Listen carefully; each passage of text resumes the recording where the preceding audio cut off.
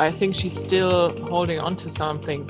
However, she can see what could happen in the near future, and I think from her facial expression, there must be something threatening that she considers that falling could be a possibility. Exactly. So there's objective fear. She is up very, very high on a ledge. And then there's theoretical fear that you said it perfectly. You said, Lisa, you said it could happen. So human beings are a unique species in that we can be afraid of theoretical constructs like could happen, like possible. And that's at the basis of organizational friction.